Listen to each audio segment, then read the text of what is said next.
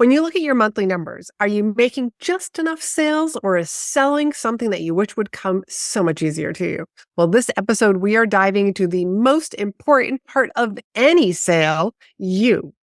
I'll show you what I teach my clients about personas or roles that they step into to make more sales, leads, and get booked for more stages. Are you a coach, consultant, or service provider who's frustrated with the growth of your business? You're in the right place. I'm your host, Laurie-Ann Murabito, and you're listening to Be in Demand, where I talk about how to leverage speaking opportunities to grow your business, get positioned as the expert, and monetize your expertise. Let's get on to the show. Welcome to this series on selling from the stage, selling from social, selling on sales calls. And I have a very special gift for you that's at the end, so I want you to stick around for that. This episode, we are going to be focusing on building confidence or creating an alter ego, because they really do go hand in hand. And I'm going to share step by step exactly how to do this. So if you've never heard of this, this is something that I've done. I've had opportunities where this happened like in my personal life. It's also happened in my professional life, and how this can help you go from point A to point B so much faster. But first, let's dive into a little bit more about confidence. And when I think about confidence, a lot of people also think of arrogance. Well, the definition of arrogance is being overly proud of one's own self and one's own opinion. And I do say that with a little bit of attitude. Whereas confidence is feeling sure of yourself. It's feeling sure of your abilities. And when I think of that, like you're sure of your abilities, like where you are today. Years ago, when I was just starting out speaking, I was a little green. I wasn't as good as I am today, but I still showed some confidence. And I say some confidence because I'm looking back on it, and there's such a dramatic difference from my early speaking years to where I am today. And that's just that skill, that's doing the reps, that's being in front of audiences. But at the time, I was doing my best. And doing your best also will help you feel confident. I am delivering the best information that I can for this audience. I have done everything that I need to do to resonate with the audience, to understand their problems. And so I came from a place of confidence. But my speaking skills, my speaking muscle has gotten stronger and stronger. So if I was to take today, Laurie-Ann, and go back and speak at an event that I spoke at like 5 or 17 years ago, I would show up as a different person because I'm showing up as, more experienced Laurie-Ann, confident Laurie-Ann, because I have done more reps. Now, confidence impacts your performance. And because I've done so many reps, I just show up differently. So wherever you are at, you're always doing your best. Like that's the number one thing that I want you to always do. And I'm always learning from each presentation. And I want to encourage you to do the exact same thing. Learn from each presentation, learn from each sales call, look back to move forward. And I know that I've talked about that in other episodes. But what are some of the common fears and insecurities that people have around selling, whether that's selling on a sales call or selling from the stage? Number one, it's fear of rejection, fear of being judged, fear of what will people think, that imposter syndrome. That imposter syndrome shows up a lot for people. What if they find out that I don't know everything there is about this topic? What if they find out that I've only been in business this short amount of time? There's even this anxiety about asking for the sale. Now, in speaking, you could literally close your eyes at a presentation, and this is with somebody who feels uncomfortable with selling. There is literally an energy difference, a tone difference as they move from the presentation to now into the pitch. The audience is picking it up subconsciously. And when they sense your lack of confidence, that's when sales go down, or not even sales go down. You don't make the sales that you were hoping that you were going to make. Here are some other ways that lack of confidence is going to impact your sales. You hesitate in your delivery. I'm going to call them little hiccups or speed bumps. There's filler words that start showing up. Your body language isn't tall and confident. It's getting a little bit small. You're rounding your shoulders. You're probably hunched over a little bit, maybe looking down at the floor a little bit more. Your body language says you're not confident. Your tone of voice as you move into this pitch, or you need to say this particular line that talks about your product, your voice might squeak, or it's too high. You speak too fast because you're getting nervous, or difficulty in handling objections. Somebody might ask a question, whether that's on a sales call or from the audience or in the back of the room after an event. And you're just like, oh, well, yeah, well, yeah. You get what I mean? That doesn't come across as you standing in your power and being confident with your answer. It's okay to say, you know what? I've got a case study. I can't think of it off the tip of my tongue, but can I send that to you?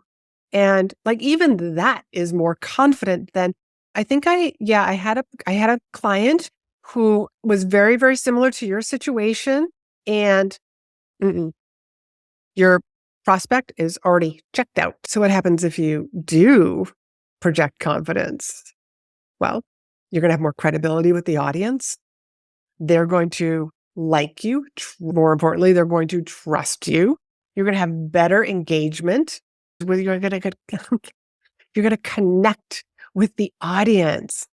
You're going to be able to just say what you need to say. And the likelihood of closing more sales is definitely going to go way up. Now, there's also this mind-body relationship. And I was just talking about this earlier this week when I was speaking in Boston at a prestigious college. I was helping a group of people who were entering into a pitch contest with venture capitalists about their business idea.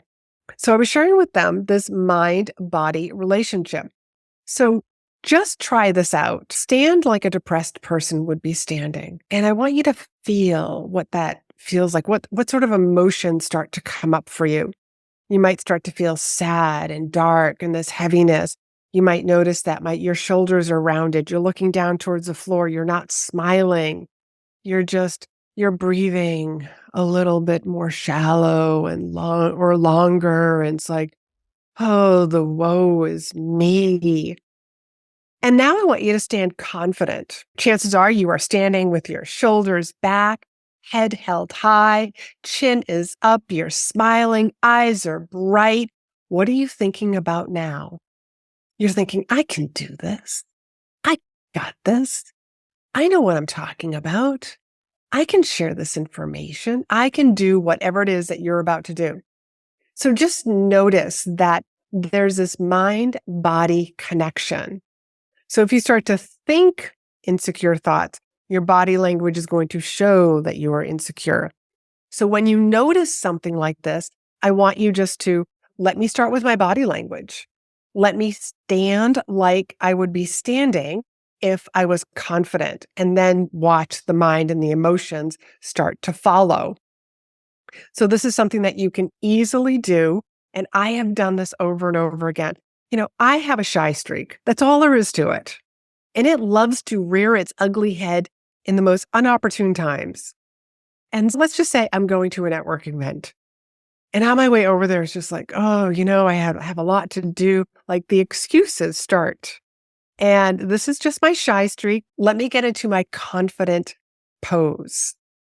Whatever that is, sitting in a chair for a virtual event, walking into an in-person event, a conference hall, standing nice and tall, and coming across as being approachable and likable. And guess what? Confidence just shows up because I've got the body language, and then the emotions start to show up. Let me share with you about the alter ego. This version of you that embodies all of the desired traits and skills and characteristics that you want to show to the world, that you want to be, that you want to step into. It really represents who you are. Like, this is who you are on the inside, and you are just bringing it out even more. You're basically, you're 10xing it. Todd Herman wrote a book called The Alter Ego Effect. Highly recommend it. And it dives more into this and lots of great stories. But your alter ego can really bridge you from where you are today to where you want to be, your potential future self. Having this alter ego will help you overcome self-doubt, that fear, any limiting beliefs, because this version of you that you are going to create doesn't have those limiting beliefs, doesn't have those fears, doesn't have any self-doubt. They're very confident in who they are and the situation that they are showing up in. Now, just to make a mental note, you can have an alter ego for different areas of your life. And so what do I mean by that? You can have your coaching alter ego, your speaking alter ego, sales call alter ego, mom alter ego, like the sexy ex-wife alter ego. You can have an alter ego for anything and everything. I would even have to say that me going to the gym, there are days that I don't want to go to the gym. But you know what? Strong Laurie-Ann shows up every day at the gym. I get in the car, I'm sipping my coffee. I might not really feel like working out, but guess what? By the time I walk through those doors, my strong Laurie-Ann alter ego kicks in. And the funny thing is I can't tell the difference anymore between current Laurie-Ann, who shows up at the gym, and the version from years ago when I created that alter ego. I have become that person. And that's what having an alter ego is going to do for you. So how do you create this alter ego? Well, I want you to think about some of the limitations that you feel that you have, some of the fears that seem to show up. Write these down. I want you literally to visualize, close your eyes and visualize the ideal you, that version. You might even want to give him or her a name. Look at different people that are around you, whether they are actual superheroes, they're people that you know, they're people in the online space that you might just see as influencers. Are there characteristics about these people that you're like, I'm going to take a little bit of this from that person and a little bit of that from that person, and you are putting together your version of your best self, your alter ego. Who is the person that I need to become? What are the characteristics of this alter ego that I'm creating that's going to help me step on stage? It's going to help me show up for those sales calls. It's going to help me effortlessly promote myself. One of the alter egos that I have created more recently in the past few years, because writing social media content just comes so hard to me. Well, if I keep saying that, of course it's going to be hard. But guess what? I created an alter ego around writing. And writing is so much easier now. Things to think about. Think about your body language of this alter ego. What's the posture that they have? What's their voice tone? What are some of the words that they use all the time? Mentally prepare. Like, have these visualization exercises where you just see yourself stepping into this particular alter ego. Maybe you need a prop. That prop could be your watch. It could be earrings that you put on. It could be what you're wearing underneath your clothing. It could be a ring, pair of glasses. You decide. Maybe you just need a prop that helps you step into going from one alter ego to another alter ego. So what do I mean by that? I mean, like, let's just say like you are sales executive, alter ego, and who knows whatever name you want to give that person. And then you come home and you want to be like the best mom that you can be. What's a prop that you can go from one mode, one role to the next role that you have in your life? Again, we have multiple roles that we play. A client of mine who had hired me because she was afraid of public speaking, but she knew how good this would be for her business. Being that speaker in the front of the room would help her with leads, with sales, with client calls, sales calls. And one of the things that we discussed that she would do, like created the persona, and then she would watch TED Talks. Now, TED Talks at first would make her stomach get tied up in knots. Her throat would get dry. She literally had a visceral effect when she was watching somebody speak, when she was trying to pretend that she was that speaker. So then she steps into her persona. Her alter ego is projecting, that's me, speaking on that TED stage to that audience. And it just became easier and easier and easier. And she got over her fear of public speaking. So here is what I want you to do. Here's your homework. Yes, of course, there's homework with this. I want you to create your own alter ego. Go through the steps that I just shared with you above. Pick all the different ingredients as if you're baking a cake. Pick all the different ingredients for this particular alter ego.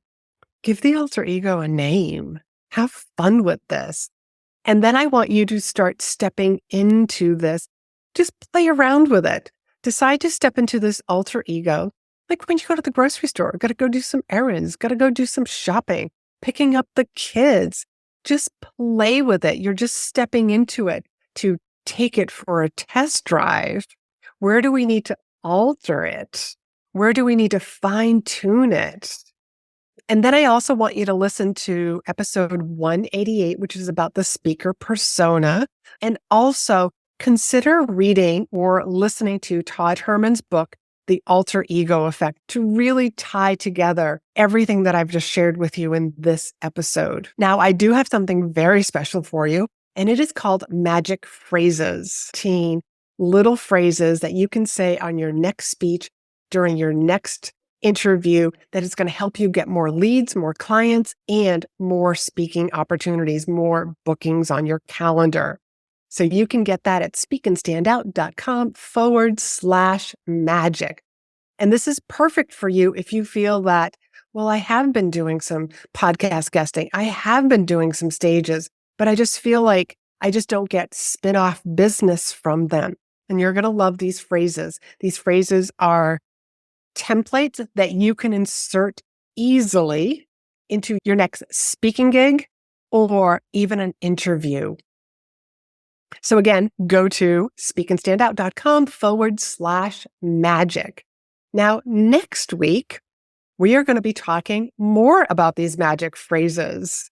And the week after that, we're going to be talking a little bit about the 6 principles of influence based on Robert Cialdini's work. So make sure you stick around. And I hope that you found this episode very helpful. In the words of Robert Cialdini, Dr. Cialdini, reciprocity. If you found this episode to be helpful, I would appreciate if you would go and share it on social media. Consider leaving a review, but sharing it on social media helps me get my information in front of more people. And your audience trusts you. So if you're sharing this episode that you got so much value from, your audience will also. And make sure you tag me in that. And I will be sure to stop by and give you a big thank you. So till next time, be in demand.